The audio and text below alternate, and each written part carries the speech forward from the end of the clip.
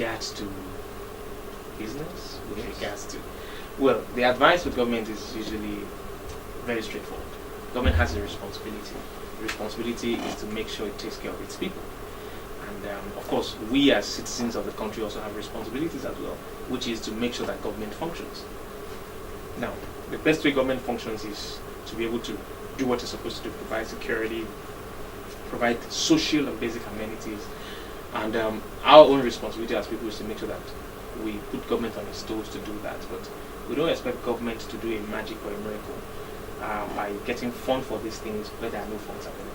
So it's important we make sure that funds are available to government.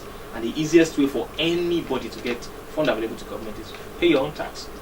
Pay your fair share of the tax. Pay duty when you import a car. Pay duty on whatever it is you import. So as people, we have to be responsible to government. Responsible followership is there. The same way government has to provide us responsible leadership.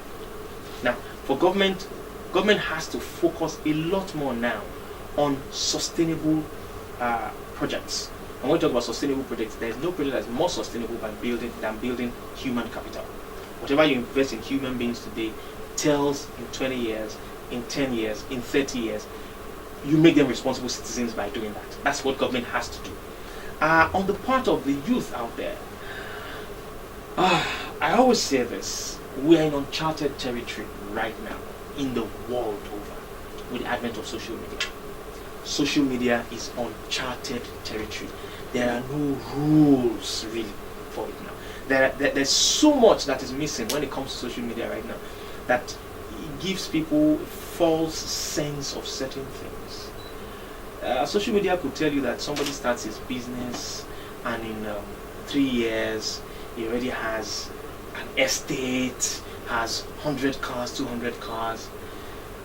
It's not necessarily true. Entrepreneurship is hard.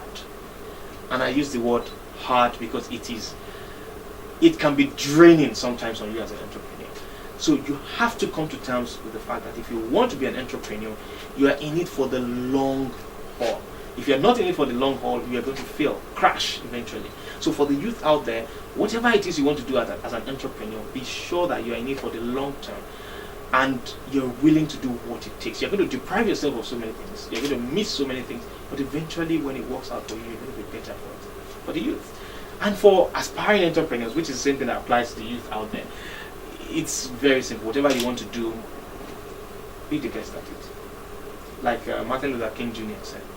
He said, if today I find myself a street sweeper, I want to sweep that street so well that when I die, it will be written on my tombstone that herein lies the remains of Martin Luther King Jr., the best street sweeper that ever was.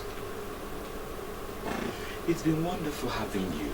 We want to say thank you very much. I'm sure you have been richly endowed with what he has said today, and it still meets your African CEO when we're going to bring another person to you. What are you doing to be celebrated as Africa? Thank you and God bless you. My name remains Cletus. It's a pleasure having you. It's good to be here. Thank you for having me. God bless. I had to run away and hide. Something happened in the middle of the night. If I came inside without a sound, suddenly my life was turning upside down.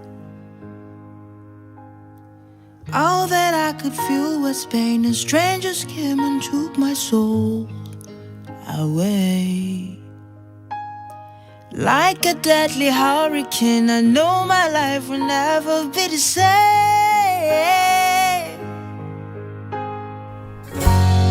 Where do you go when you're by yourself? Who comes along when you cry for help? I know I can't change the past, but as the river